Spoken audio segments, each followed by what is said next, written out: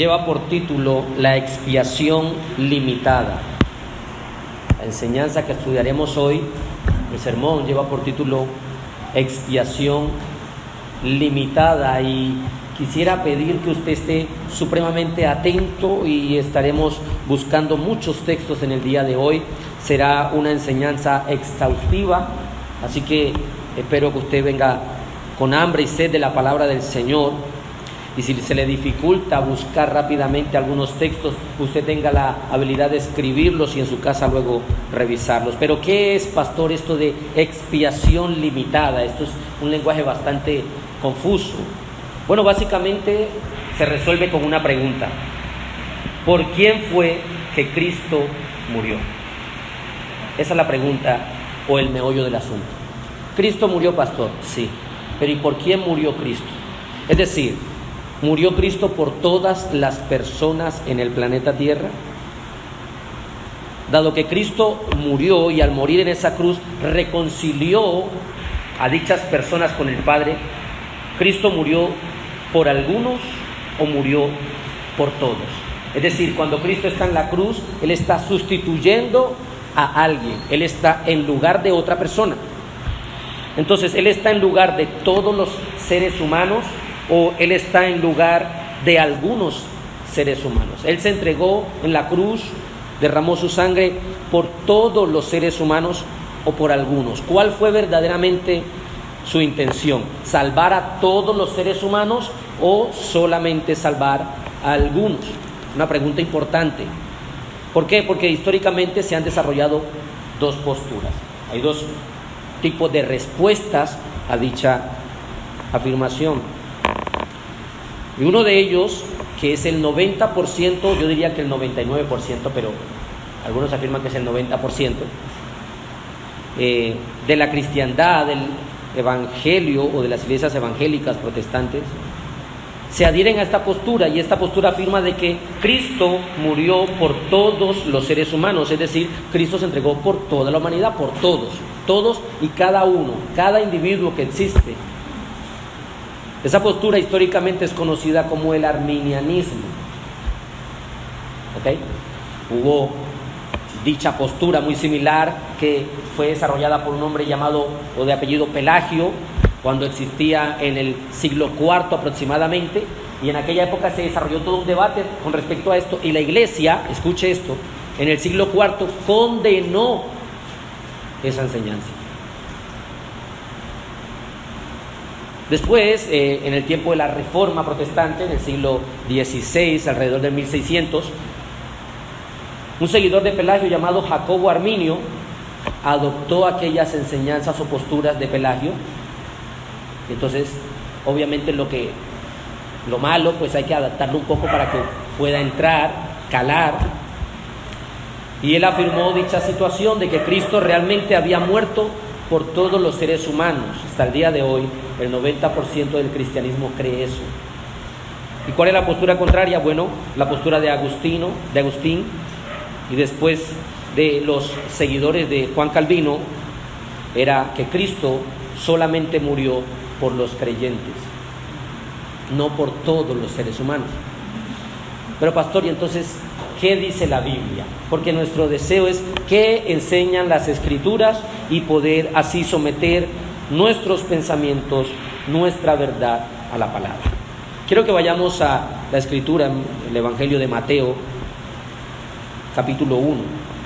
Vamos a tratar de ver con algunos textos por quién murió Cristo. Mateo, capítulo 1, escuche esto en el versículo 21, y si usted está anotando allí, escriba esto. Dice, Mateo capítulo 1, en el versículo 21, y dará a luz un hijo, y llamará su nombre Jesús, porque él salvará a su pueblo de sus pecados. El texto es claro. Primer punto: Cristo murió por su pueblo. Mateo 1:21 claramente enseña que cuando el ángel está hablando con María y se presenta y le explica acerca de cuál va a ser el nombre y el oficio que va a desempeñar el niño que ha de nacer. Dice que el nombre debía llamarse Jesús, dice, y dará a luz un hijo y llamará su nombre Jesús. Y luego dice, porque él salvará ¿a quién? A su pueblo de sus pecados.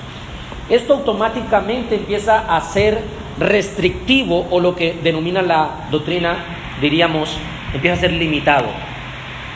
Ya no se extiende a todo el mundo.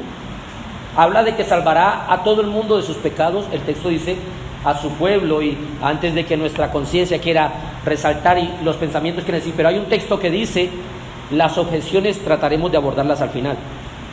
He anotado algunas, no todas, pero primero, Cristo murió por su pueblo. Es algo que usted debe aceptar, es algo que usted debe recibir. No tenemos problemas con entender que Dios escogió al pueblo de Israel, escogió a Abraham, que venía de un pueblo completamente pagano, idólatra, perdido, la tierra de los caldeos, Ur, y lo escogió, y en él hizo unas promesas. Él no era alguien especial o algo, no, Dios lo escogió. Así, de la misma manera, asimismo, Dios ha escogido a su pueblo. Él ha escogido a su iglesia, Él ha escogido a sus hijos. ¿Cuál fue la doctrina anterior que estuvimos viendo? La elección incondicional. Dios ha elegido sin ninguna razón en el individuo a personas según su propia voluntad, por razones que para nosotros nos es imposible saber, pero para su propia gloria decidió soberanamente elegir a quienes salvar. Lo que Cristo vino a hacer en la tierra, dice el primer capítulo de Mateo, es venir, nacer para salvar a su pueblo, a ese pueblo que el Padre ya previamente escogió. Miremos otro texto, Juan capítulo 10. Hoy estuvimos leyendo, nuestro hermano nos dirigió una lectura, y algunos textos de estos nos mencionaban que Cristo, segundo, murió por sus ovejas. Juan capítulo 10, vaya por favor conmigo allí. Escuche lo que dice versículo 3, Juan 10, 3. A este abre el portero, y las ovejas oyen su voz, y a sus ovejas, escucha esa expresión, suyas, eso implica propiedad, pertenecientes a. Las ovejas le pertenecen al pastor. A sus ovejas llama por nombre. Eso significa que él conoce ¿qué? A las ovejas. No son que de repente las ovejas van a aparecer, ¡ay, esta oveja! No la había visto. No, él las conoce a todas y cada una. Recuerda ese pasaje en Mateo capítulo 7, cuando dice, en aquel día, apuntando al final, muchos me dirán, Señor, Señor, en tu nombre eché fuera demonios, en tu nombre hice muchos milagros, profeticé. Y él dice, nunca os conocí. ¿Qué implica? Que las ovejas son conocidas por su Señor. Él las llama por su nombre. No son personas indistintas, son personas específicas. Dios sabe quiénes son sus ovejas. Y dichas ovejas, dice, las ovejas le siguen porque conocen su voz. Ahora bien, ¿qué dice el versículo 11? Yo soy el buen pastor. Dice, el buen pastor su vida da por las ovejas. El texto apunta a que el buen pastor da su vida, pero no por todo. Da su vida por sus ovejas. No dice que da la vida por las cabras. No dice que da la vida por los lobos. Recuerde que esos son términos alegóricos. Es lo que está utilizando el Señor, una alegoría. Y él dice, el pastor, y dice, el buen pastor, apuntando a él mismo, da su vida, pero no la va a dar por los lobos, por las cabras, por los chivos. El buen pastor da su vida da por las ovejas. ¿Cuáles ovejas? Esas que él conoce por su nombre, sus ovejas, las que le pertenecen. Hemos visto entonces que primero Cristo murió por su pueblo, eso enseña la palabra. Cristo murió o se entregó por sus ovejas. Esto explica que su muerte es limitada, no su poder. Su poder es ilimitado, pero la salvación, la expiación que él hace está limitada a un sector, a un grupo de personas, su pueblo, sus ovejas. Miremos una tercera, ahí mismo en Juan capítulo 10, versículo 14. Dice: yo soy el buen pastor y conozco mis ovejas, y las mías me conocen. 15. Así como el Padre me conoce, y yo conozco al Padre, y pongo mi vida por las ovejas. El versículo 15 dice: yo pongo mi vida por las ovejas. Él estaba diciendo esto a personas del pueblo de Israel, a los judíos. Yo pongo mi vida por las ovejas. Ellos podrían decir: nosotros somos esas ovejas. No hay otras ovejas, nosotros somos esas ovejas. Si vas a entregar tu vida para salvar a alguien, es a nosotros. Y el Señor entra en el versículo 16 y dice: también tengo otras ovejas.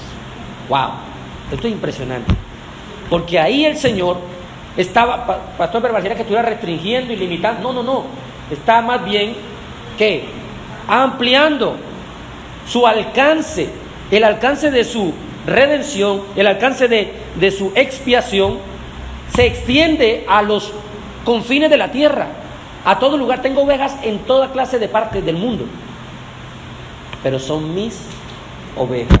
Dice: también tengo otras ovejas que no son de este redil, aquellas también debo que... Ya eso lo vimos y lo veremos con mayor claridad en la próxima exposición, que lleva el título La doctrina del llamamiento eficaz. ¿Cómo es que una persona es llamada o atraída al Señor? ¿Cómo el Espíritu Santo hace eso? Bueno, Él va y la atrae, pero ¿cómo lo hace? Lo veremos con más calma, pero estamos viendo que el Señor da su vida por sus ovejas y por las otras ovejas que tienen otro redil. No solamente sus ovejas dentro del pueblo judío, sino que habían otras ovejas y el Señor está hablando de usted y de mí. Increíble. Miren lo que dice: también debo traer, y oirán mi voz, y habrá un rebaño y un pastor. No son dos rebaños. De allí que nosotros no somos dispensacionalistas, que creemos que hay una especie de plan de redención para el pueblo de Israel y otra especie de plan de redención para la iglesia. No, hay un solo pastor y un solo rebaño, de israelitas, de judíos, de griegos, de bárbaros, de todo tipo de personas. Dios ha escogido, y el Hijo ha muerto y dado su vida por esas ovejas. Entonces Jesús no solamente murió por los judíos, sino que en este texto nos enseña que también murió por gentiles, a quienes uniría en un solo cuerpo, que es la iglesia. Tercer texto, Hechos capítulo 20. Cristo murió por la iglesia. Hechos capítulo 20. Lucas es el que escribe este libro. En el versículo 28 está narrando que está expresando Pablo a los hermanos, a los líderes de Éfeso, y le dice Pablo a los de Éfeso: por tanto, Hechos 20:28, mirad por vosotros y por todo el rebaño en que el Espíritu Santo os ha puesto por obispos, para apacentar la iglesia del Señor, la cual Él ganó por su propia sangre. ¿A quién ganó el Señor cuando derramó su sangre? ¿A todo el mundo? O el texto dice que Él ganó a su iglesia con su propia sangre. Los textos que estamos examinando en este momento están arrojándonos luz con respecto a que es un grupo específico, su pueblo, sus ovejas, y aquí dice su iglesia, para apacentar la iglesia del Señor. Es su iglesia. ¿Y cómo la obtuvo? ¿Cómo fue que la ganó? Con su propia sangre, a precio de sangre, como decía en Pedro. Dice: no con cosas corruptibles, con cosas como el oro, no, con su preciosa sangre, dice él. Entonces el sacrificio que Cristo hizo en la cruz fue principalmente para ganar a los suyos. Al derramar su sangre preciosa era para pagar y rescatar y comprar la libertad de su iglesia. ¿Y cuál fue el intercambio, la moneda? ¿Cuál fue? La propia sangre del Cordero inmolado. Esto fue lo que el Señor obtuvo en la cruz: libertad, redención, expiación del pecado de su pueblo, de sus ovejas, de su iglesia. Son textos que están allí y que no podemos pasar por alto. Ahora, hay otro texto que dice que Él murió por sus amigos. Mire lo que dice Juan capítulo 15. Si bien es cierto, dice la Escritura, que por cuanto todos pecaron, están destituidos de la gloria de Dios, es decir, están expulsados, están bajo condenación. Todos están enemistados con Dios. Todos tienen una relación con Dios. O están en amistad con Dios o en enemistad con Dios. Y para estar en amistad, en reconciliación con Dios, tiene que ser únicamente por medio de Cristo. Para poder ser amigo, debo ser discípulo de Cristo. Miren lo que dice Juan capítulo 15, versículo 13. Nadie tiene mayor amor que este, que uno ponga su vida por sus amigos. 14. Vosotros sois mis amigos si hacéis lo que yo os mando. ¿Quién fue el que puso su vida? Cristo. Puso su vida por sus amigos, mostrando el mayor amor. Nadie tiene mayor amor que este, el que da su vida por sus amigos. Claramente es una expresión que de alguna manera nos muestra, nos evidencia el supremo amor de Dios, el supremo amor de Cristo y su sacrificio por sus amigos. Ahí mismo en Juan capítulo 17,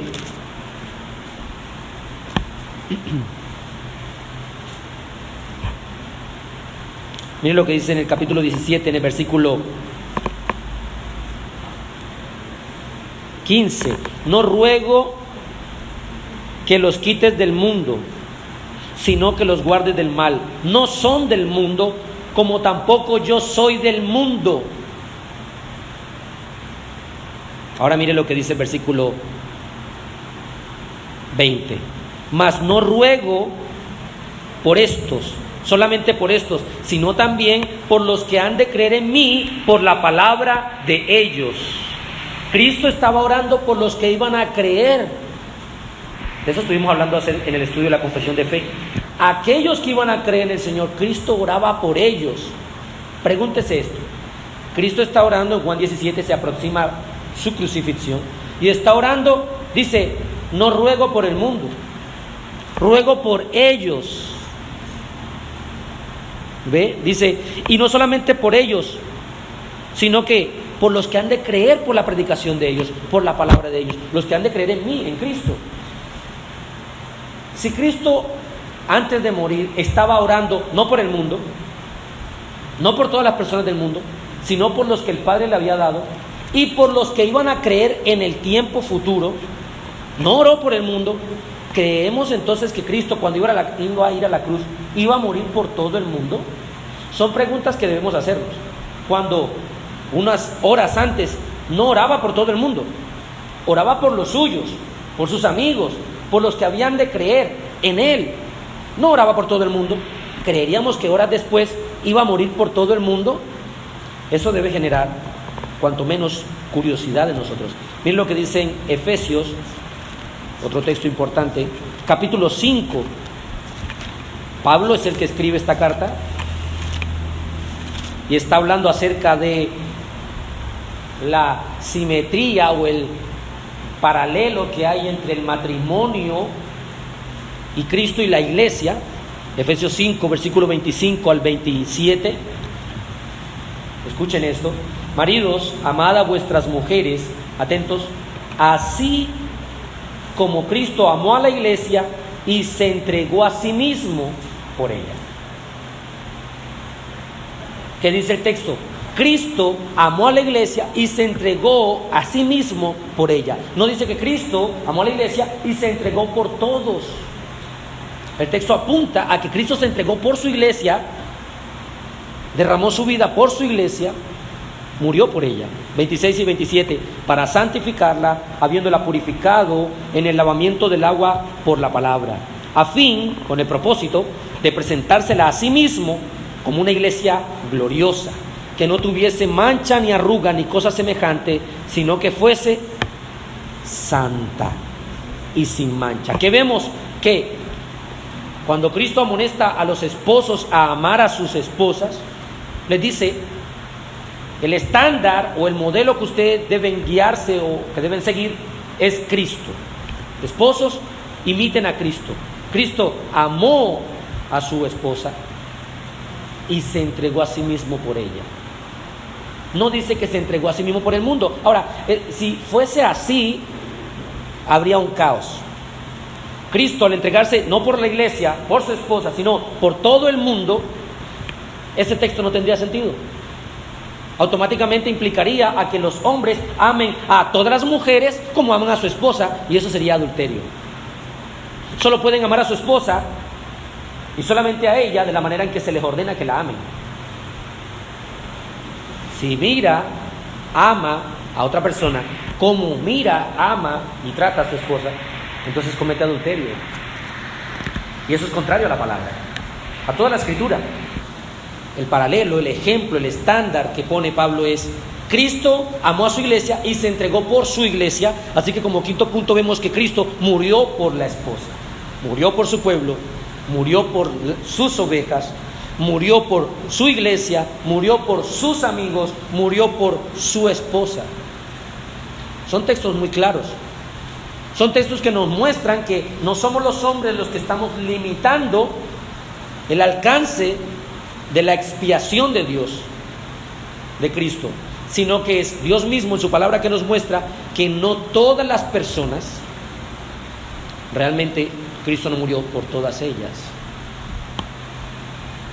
Ahora, otra cosa que dice el texto es que a fin de santificarla, purificarla y presentársela a sí misma pura, de la misma manera Dios no está santificando y purificando al mundo, pero sí a su iglesia. Sí está santificándola y exige santidad de ellos. Sed santos porque yo, Jehová vuestro Dios, soy santo. Entonces, Dios no está purificando al mundo, pero es obvio que Cristo sí está purificando y santificando a su iglesia por medio de la palabra y del Espíritu Santo. Esto implica entonces que Cristo efectivamente no murió por todo el mundo, sino que murió por su esposa. Y aquellos textos que hablan acerca de la sangre, y veamos algunos de ellos. Mateo capítulo 26. Mateo capítulo 26, en el versículo 28. Examine usted lo que dice ese texto. 26, 28. Cuando ellos están compartiendo la última cena, Cristo va a hablar acerca de lo que representa esa copa y dice: porque esto es mi sangre del nuevo pacto, que por todos, el texto dice que por muchos es derramada para remisión de pecados. ¿Por qué no dice por todo fue derramada la sangre del Cordero? Si en el concepto que el 90% del cristianismo tiene es que Él murió y derramó su sangre en la cruz para que todos los pecados de todas las personas fueran perdonadas. El texto no dice eso. Cristo es el que está diciendo: bébanla todos, porque esa sangre está derramada por muchos para remisión de pecados. Siempre hay este tipo de objeciones dentro de nosotros que apuntan a: pero ¿cómo así? O sea que Dios está haciendo acepción de personas y Dios, pero si Dios no hace acepción de personas. Bueno, Dios es un Dios de amor. Y como es un Dios de amor, Él decide a quién amar con un amor especial. Se nos ordena a nosotros amar a todos los hombres. Eso dice la Escritura. No solo a los amigos. Amen también a vuestros enemigos. Se nos ordena a todos. Y si usted es esposo, varón, se ordena a amarlos a todos. A los enemigos también. Pero a la esposa se le ordena que el varón la ame con otro tipo de amor. Usted no ama a su esposa como ama al enemigo. Hay un amor especial hacia su esposa. Eso es así. Como por los hijos. Dios tiene un amor especial por sus hijos, por aquellos que por medio de Cristo han sido adoptados, regenerados. Es un amor especial. De la misma forma, aquí vemos en este texto de que esta sangre fue derramada, pero no desparramada. Fue derramada con una clara intención: salvar a sus amigos, salvar a sus hijos, salvar a su pueblo, salvar a su iglesia, remitir, dice, para remisión de pecados, eso es expiar los pecados, satisfacer las demandas de Dios, la justicia de Dios, pero para todo el mundo, no, por muchos es derramada. Mire lo que dice en Hebreos. Es necesario que las verdades de la Escritura, los textos, nos ayuden a quitar cualquier pensamiento que tengamos un poco nebuloso en nuestra mente. Hebreos capítulo 9, versículo 28, este texto es fundamental. Hebreos 9, 28, usted debe leerlo con sus propios ojos. Mire lo que dice: así también Cristo fue ofrecido una sola vez para llevar los pecados de muchos, y aparecerá por segunda vez sin relación con el pecado para salvar. ¿Por qué no dice para salvar a todos? A los que le esperan. ¿Quiénes son los que le van a esperar? Aquellos muchos en los cuales sus pecados fueron perdonados por su sangre derramada una única vez y para siempre. El texto es claro. Pastor, ¿de dónde adoptamos nosotros eso? De la ignorancia, del desconocimiento y de la mala interpretación de algunos textos que empezaremos a revisar en unos minutos. Pero es importante que veamos esta realidad. Hay textos claros en la Escritura que dice: Cristo fue ofrecido una sola vez para llevar el pecado de muchos. ¿Por qué entonces creemos que Él llevó el pecado de todos? Ahora, aquí hay hermanos que conocen de leyes, y no hay que ser un erudito, ¿no?, en las leyes para saber lo siguiente: si una persona delinque, comete algún delito y transgrede la ley, y se le paga la multa que se exige de esta persona, o si no recibirá alguna condena específica de cárcel o etcétera, y esta persona paga, ya no hay nada que le exija o demanda la ley que esta persona sea llevada a la cárcel, porque ha sido pagado ¿qué? La multa, la transgresión, su delito, su crimen, etcétera. Si Cristo pagó los crímenes de todos los seres humanos, piense, hermano, escuche: si Cristo pagó todos los pecados de todos los seres humanos, Él expió todos los pecados de todos los seres humanos, ¿por qué entonces la gente iría al infierno? Dado que en la cruz nosotros en Cristo fuimos ¿qué? Crucificados. ¿Qué dice Pablo? En Cristo fui juntamente crucificado. En Cristo, el cristiano, sus pecados fueron castigados.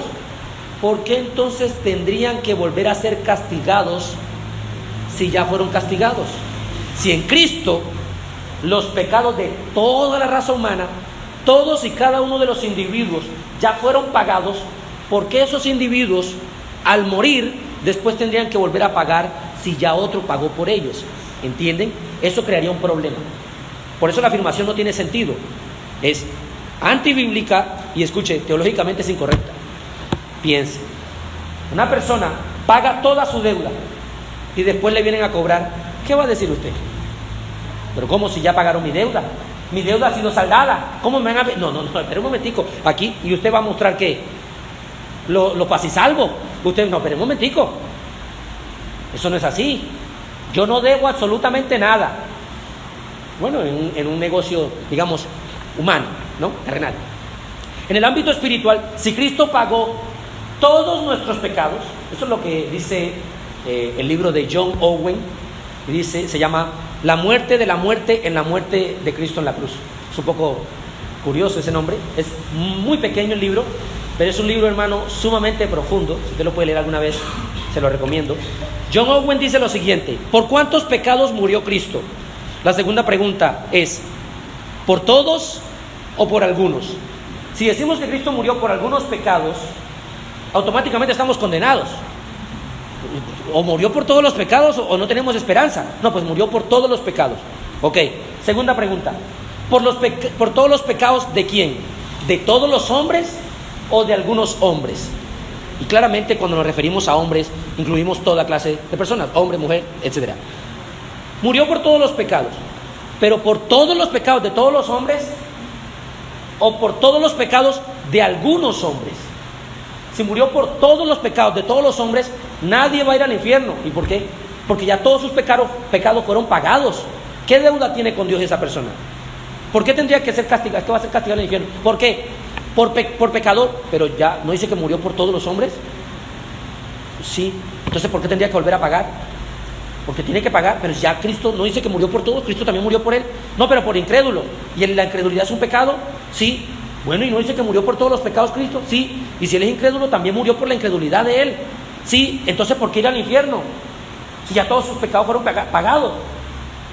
Y ahí hay una inconsistencia. Por eso no creemos que Cristo murió por todos y cada uno de los hombres.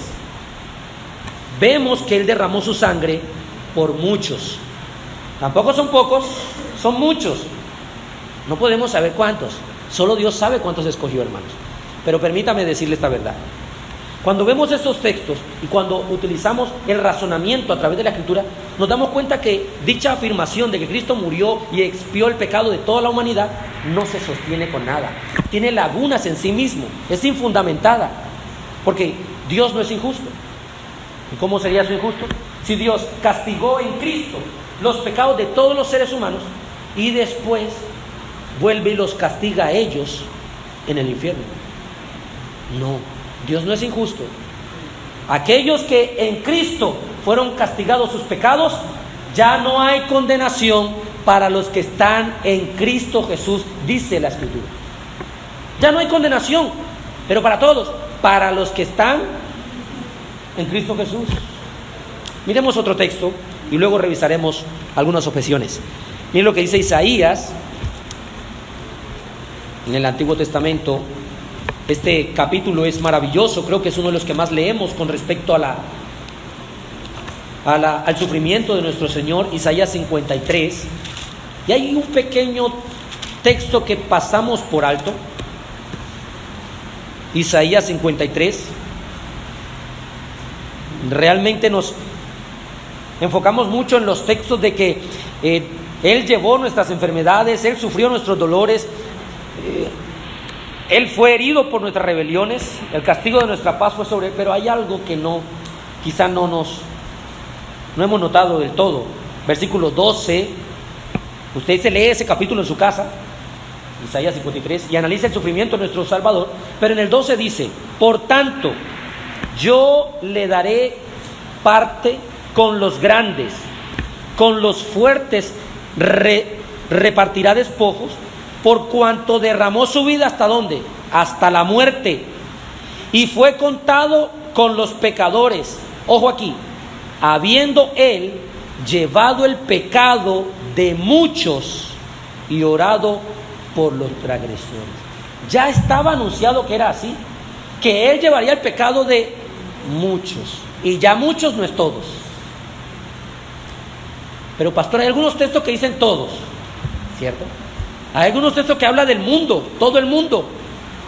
Vamos a tratar de abordarlos, pero vemos claramente que él llevó el pecado de muchos, no el de todos. Si llevas de todos, ya hicimos una exposición aquí de que no tendría sentido. Entonces, si el pecado fue castigado de todos los seres humanos en Cristo, ¿por qué esos pecadores iban a ser castigados otra vez? No, es que no es así. Él ha llevado el pecado de muchos. Él derramó su sangre en propiciación de la remisión de pecado de muchos. Él no la derramó de una manera de balde. No, hermanos. Él la derramó por aquellos que el Padre, como veíamos el sermón anterior, escogió. Ahora, ¿qué hacemos con estos pasajes? Por todos. Romanos, capítulo 8. Vamos a empezar a revisar algunos de esos textos. Por cuestión de tiempo es imposible tratar de explicarlos todos, hermanos, pero es una labor nuestra al acudir a las Escrituras ver estas verdades. Y miren lo que dice en Romanos capítulo 8, en el versículo 32. Esto es uno de los textos que utilizan bastante. Dice: el que no escatimó a su propio Hijo, sino que lo entregó por todos nosotros. Ahí está, pastor. Ahí dice que el Señor entregó a su Hijo por todos nosotros. Ahí está todo, ¿o no, pastor? Yo también lo estoy leyendo, ahí dice. ¿Y qué más dice? Por todos nosotros, ¿cómo no nos dará también con Él todas las cosas? Ahora, hay algo que hay que entender cuando usted lea la Biblia, y esto es importante. Hay que analizar el contexto.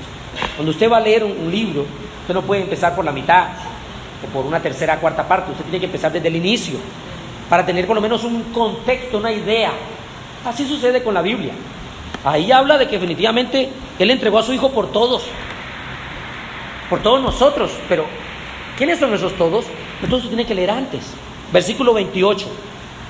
Y sabemos que a los que aman a Dios, todas las cosas les ayudan a bien. Esto es, a los que conforme a su propósito son llamados. Esto implica a su decreto soberano. A los que amamos a Dios, ¿el mundo ama a Dios? No. El mundo aborrece a Dios. El mundo busca a Dios. No hay quien busque a Dios. No lo quiere, no lo ama. Ya lo hemos estudiado. La depravación total. El ser humano aborrece a Dios. No lo quiere, no lo busca, no lo ama. No puede hacer ningún bien. Ahora, a los que aman a Dios, esto está hablando de un grupo en particular. No todos aman a Dios. ¿Acaso no está el mandamiento? ¿Amarás al Señor tu Dios con todo? Sí, pero ¿todos lo aman? No. A los que lo aman, todas las cosas le ayudan a bien. ¿Dios hace que todas las cosas a todos los hombres les ayuden a bien? ¿O Dios hace que todas las cosas a los que lo aman le ayuden a bien? El texto dice a los que lo aman. Eso significa que hay un grupo reducido. ¿En cuánto? No lo sabemos. No es el detalle. 29 y 30. Porque a los que antes conoció, también los predestinó. Ojo. Para que fuesen hechos conforme a la imagen de su Hijo, para que Él sea el primogénito entre muchos hermanos. Y a los que predestinó, a estos también llamó. Y a los que llamó, a estos también justificó. Y a los que justificó, a estos también glorificó. Ya estamos notando de que está hablando de un grupo especial. No porque ellos sean especiales, sino porque la elección sobre ellos es especial. Dios los llamó, Dios los escogió, Dios los amó, Dios los justificó, Dios está obrando la santificación en ellos y Dios los glorificó. Todo está en pasado, eso está hecho. Nosotros no logramos entenderlo, pero ahí está. Entonces, todavía no hemos llegado al versículo de todos nosotros y ya estamos viendo de que no parece que no es todos, que el texto nos va narrando de que está hablando de un grupo en particular de personas. Unos que aman a Dios, unos que han sido llamados, conocidos por Dios. Yo conozco mis ovejas. Predestinados por Dios, escogidos por Dios, justificados por Dios. ¿Cómo? No es todo el mundo, porque no todos han sido justificados. La justificación solamente viene por la fe en Cristo Jesús, y no todos son justificados. ¿Qué dice entonces el 31? ¿Qué pues diremos a esto? Si Dios es por nosotros, ¿quién contra nosotros? Dios ahí está en favor de quién, de los que está diciendo, los escogidos, los llamados, los justificados, los que lo aman. No está en favor de todo el mundo. ¿Y qué dice el 32? El que no escatimó ni a su propio Hijo, sino que lo entregó por todos nosotros. Ahora entendemos lo que quiere decir todos nosotros. Pablo está hablando de todos los que han sido escogidos, todos los que han creído en Cristo Jesús, todos los que dan frutos dignos de arrepentimiento, que evidencia que son hijos de Dios. Por todos ellos, por los cuales Dios entregó a su Hijo. Dios entregó a su Hijo por todos ellos. ¿Quiénes son todos ellos? ¿Todo el mundo? No. Los que fueron predestinados, los que aman al Señor, los que fueron conocidos, los que fueron justificados, etc. Vemos entonces que cuando dice de alguna forma que no escatimó a su propio Hijo, sino que lo entregó por todos nosotros, está apuntando a los cristianos, a los creyentes, no a todo el mundo. Pero si uno lee rápidamente el texto, ahí está. Pero si lo analizamos con detenimiento, nos damos cuenta de que no es así. No, Dios no entregó a su Hijo por todos nosotros, como hablando en una perspectiva, todos nosotros los humanos. No. Por todos nosotros, los que amamos a Dios, que fuimos escogidos por Él, amados primeramente por Él, fuimos predestinados, etcétera, etcétera y etcétera. Segundo texto. Segunda de Pedro, y este es muy popular. Segunda carta de Pedro, capítulo 3.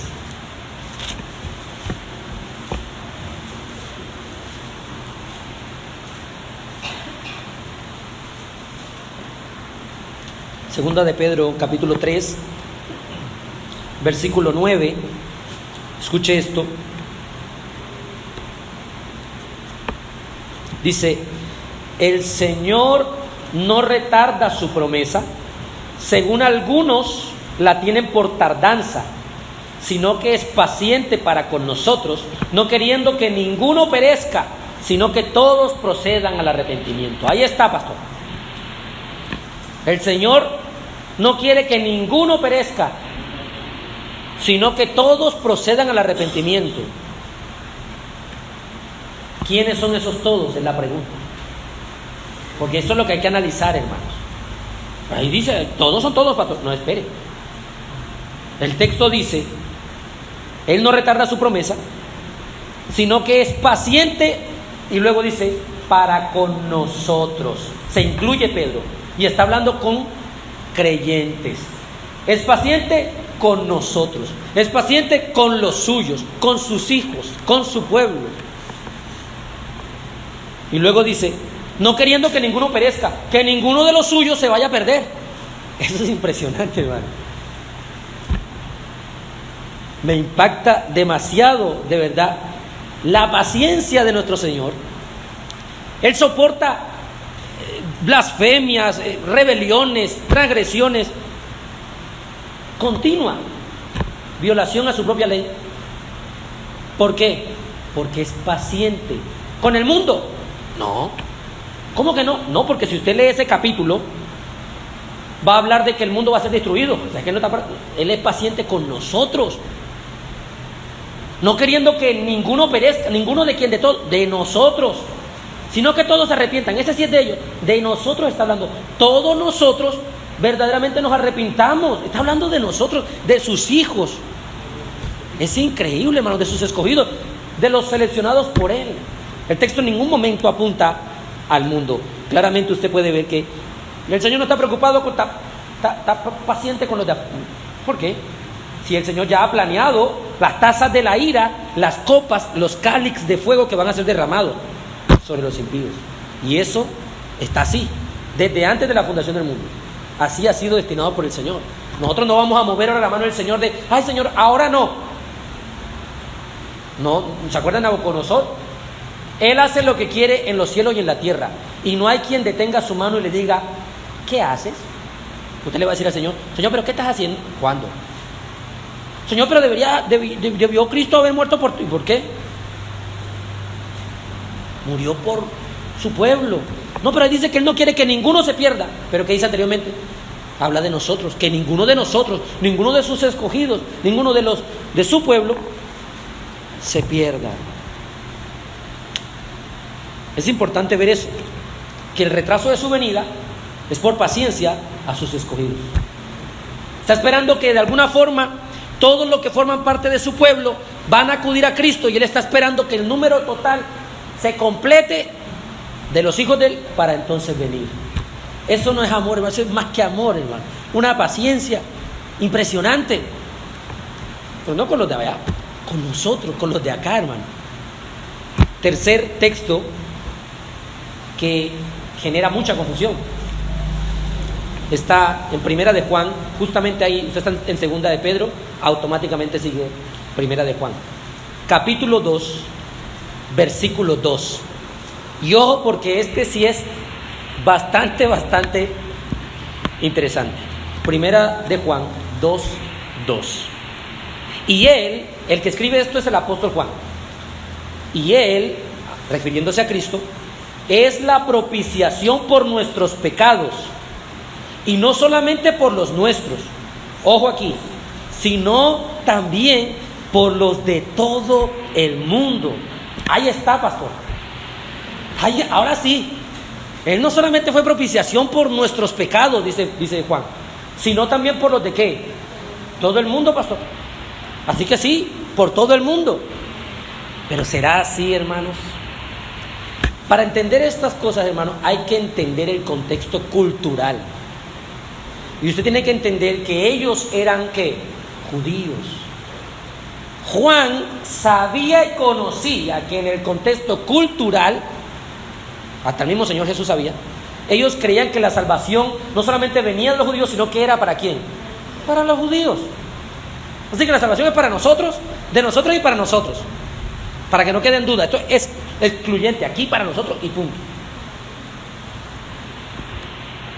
Para nadie más. Y la iglesia, con Pelagio y con Arminio, dijo no, para todos. Se fueron a todos los extremos. Ellos decían no, es para ninguno más, solo para nosotros. Y Arminio, no, para todo el mundo. No. Y la Biblia nos enseña que es para su pueblo. Pueblo que puede ser de entre judíos, de entre gentiles, de entre toda parte del mundo. De ahí esa expresión.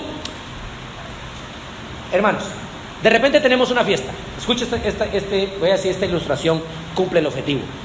Vamos a la fiesta. Oye, ¿y usted no fue? ¿Alguno de ustedes falló? Usted me llama, ¿y qué tal estuvo? ¿Hubo gente o no? Y yo le digo, claro, estuvo, todo el mundo estuvo allá. ¿Y usted qué se imagina? ¿Que todo el mundo estuvo en esa fiesta? No. Usted es consecuente, usted dice, bueno, todo el mundo no. Pero usted entiende el lenguaje. Eso estuvo a reventar, eso estuvo lleno de gente, todo el mundo estuvo allá. Bueno, de la misma manera en aquella época, ellos utilizaban estas expresiones, hermano. ¿Ya? Principalmente, primero, para destruir este exclusivismo judaico que tenían. La salvación es solamente para nosotros. La propiciación de Cristo en la cruz es solo para nosotros los judíos. Juan dice, no solamente la propiciación de nuestros pecados como judíos, como general, no, sino la de todo el mundo. Pero él no está hablando de todo el mundo, y hay que entender esto en un ámbito de todas y cada una de las personas en particular, porque esto crearía un caos nuevamente, ya lo hemos expuesto. Lo que está diciendo es que en todo el mundo, aquellos que acuden al Señor y que creen, la propiciación de sus pecados es uno mismo. ¿Quién? Cristo. No solamente la propiciación para nuestros pecados, sino para todo el mundo. Todos los que vayan a creer en Cristo, Él es la propiciación de sus pecados. Él es el que satisfizo las demandas de Dios, el que pagó el precio por nuestro rescate. Nadie más lo va a pagar en todo el mundo. Hay un único Salvador. No hay un Salvador para los judíos, otro Salvador para otra parte del mundo. No, es un Salvador, pero no solamente para nosotros, sino para todo el mundo. En ese orden de ideas. Quiero ver si vemos otro texto que nos ayude. Juan capítulo 4. El Evangelio de Juan.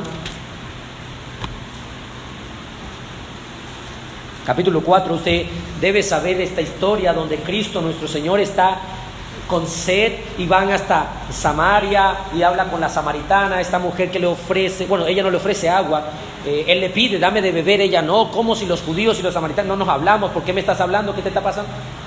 En este capítulo interesante, después de que él le dice varias verdades, ella va hasta el pueblo y le dice, creo que he conocido a un hombre profeta que sabe todo, vayan a él, los invita a ir a Cristo, todos vuelven allá al pozo, hablan con el Señor y le ruegan que se quede 2 días en Samaria.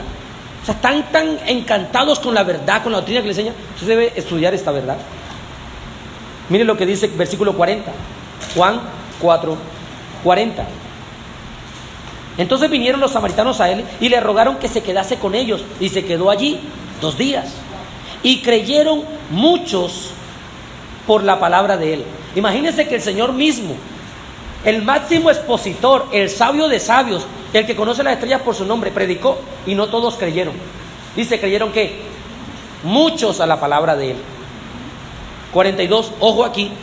Y decían a la mujer, para que entendamos la palabra mundo, eso es lo que estamos tratando de ver, ya no creemos solamente por tu dicho, porque nosotros mismos hemos oído y sabemos que verdaderamente este es el Salvador del mundo, el Cristo.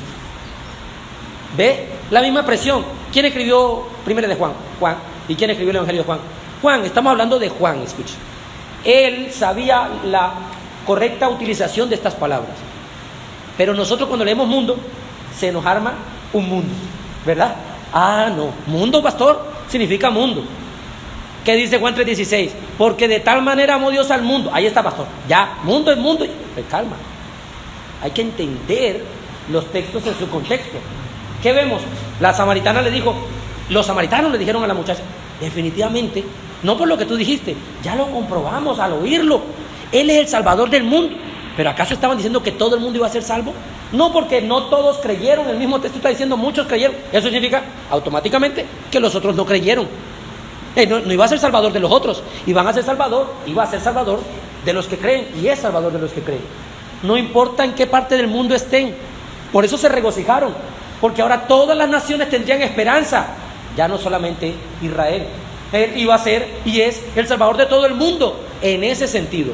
No en que cada persona en particular, todos y cada uno iban a ser salvos. Por supuesto, algunas personas no quieren tener este tipo de reflexión cristiana y análisis crítico del texto, sino que si yo leo mundo, se acabó. Ahí dice mundo, el mundo y se acabó. Así que eso significa, no, debemos tener paciencia, debemos entender de que cuando Cristo muere, Él cumple con, primero, traer libertad a la persona, ¿ya? Libertad del poder del pecado. ¿Qué más?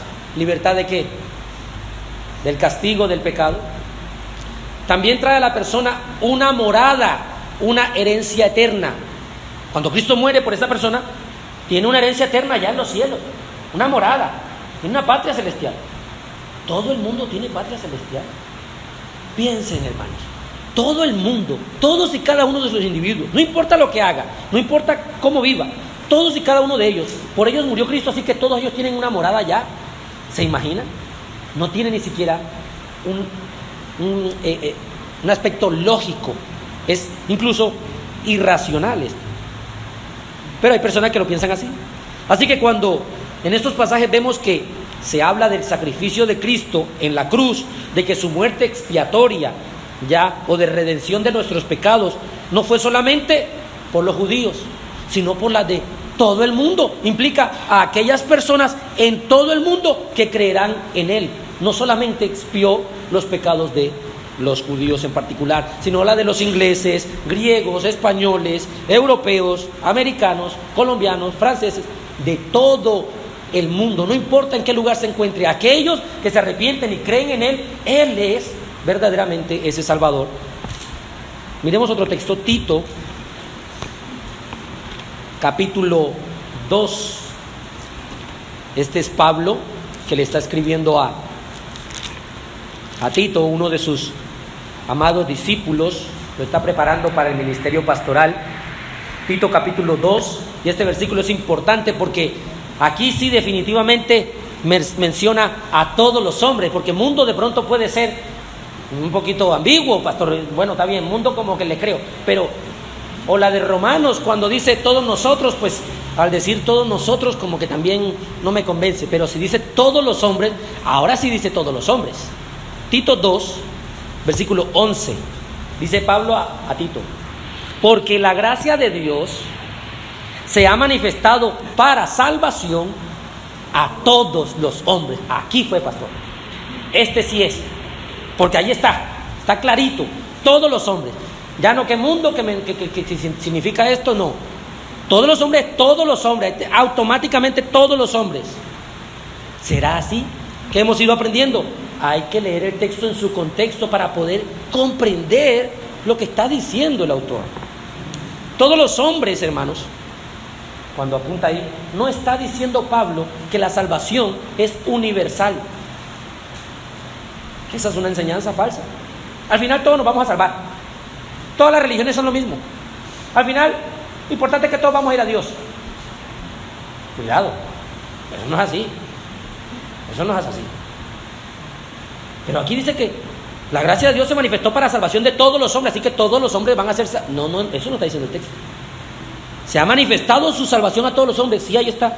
Pero ¿qué significa la palabra o la expresión todos los hombres? Bueno, hay que leer más atrás, porque ahí vamos a entender. Capítulo 2, versículo 1 en adelante. Pablo dice: pero tú, le está diciendo a Tito, habla lo que está de acuerdo con la sana doctrina. O sea, lo que va a enseñar aquí es sana doctrina. ¿Qué está de acuerdo con la sana doctrina? Que los ancianos sean ¿qué? Sobrios, serios, prudentes, sanos en la fe, en el amor, en la paciencia. Bueno, Que las ancianas asimismo sean reverentes en su porte, no calumniadoras, no esclavas del vino, maestras del bien, que enseñen, y las mujeres jóvenes, que enseñen a las mujeres jóvenes a amar a sus maridos y a sus hijos, a ser prudentes, castas, cuidadosas de su casa, buenas, sujetas a sus maridos, para que la palabra de Dios no sea blasfemada. ¿Y qué hay para decir a los jóvenes, Pablo? Exhorta también a los jóvenes a que sean prudentes, presentándote tú en todo como ejemplo de buenas obras, en la enseñanza, mostrando integridad, seriedad, palabra sana e irreprochable, de modo que el adversario se avergüence y no tenga nada malo que decir de vosotros. Y los que son trabajadores, los siervos, los que tienen amos, exhorta a los siervos que se sujeten a sus amos, que agraden en todo, que no sean respondones, no defraudando, sino mostrándose fieles en todo, para que en todo adornen la doctrina de Dios nuestro Salvador. Ah, ya entendí. Y ahora entra el versículo.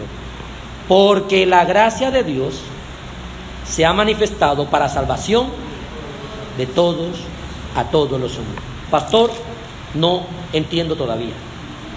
Bueno, el texto es muy claro. Usted puede analizar de que Pablo menciona a todos los hombres. Pablo menciona los ancianos, Pablo menciona las ancianas, Pablo menciona a los jóvenes, Pablo menciona a las jovencitas, Pablo menciona a los siervos, menciona a toda clase de personas. La expresión entonces todos los hombres no es todos y cada individuo en particular van a ser salvos porque para eso fue que Cristo murió, sino que toda clase de persona va a ser salva por medio de la fe en Cristo Jesús. Muy diferente cuando leemos el contexto. Ah, claro. El anciano, la anciana, el joven, la jovencita, el niño, todos los hombres. Esto abarca todas las esferas, si es jefe, si es trabajador, si es empleado, si es empleador, si es arrendado, si tiene casa propia, si es el que arrienda, no importa, todos los hombres, en cada esfera de la sociedad.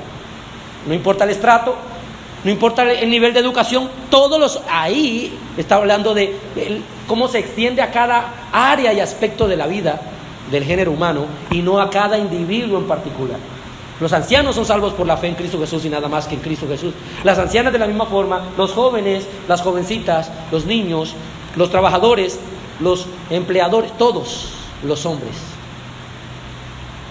Ahora vemos que no es una salvación universal, implicando que toda la humanidad va a ser salva, sino que es una expresión general como una unidad categórica.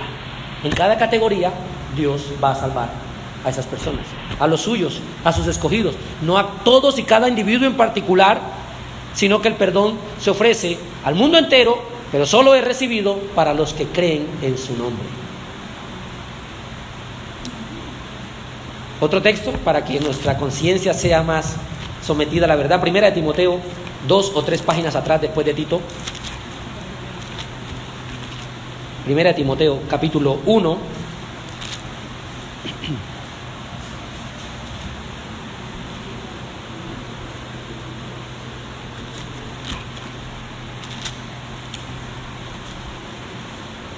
Primera de Timoteo,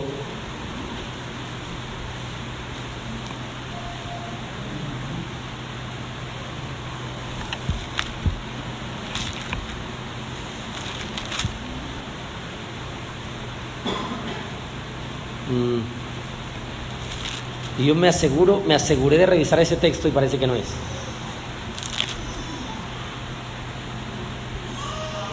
Primera de Timoteo.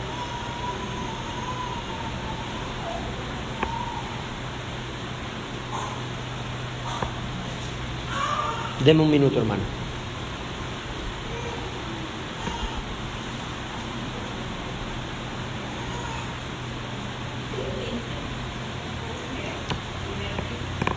Primera de Timoteo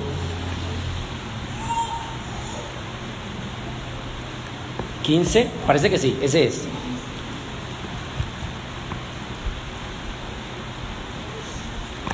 A ver, voy a mirar por segunda de Timoteo un segundo.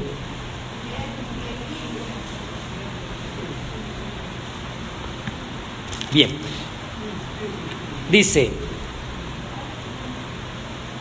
Primera Timoteo 1:15, palabra fiel y digna de ser recibida por todos, que Cristo Jesús vino al mundo para salvar a los pecadores, de los cuales yo soy el primero.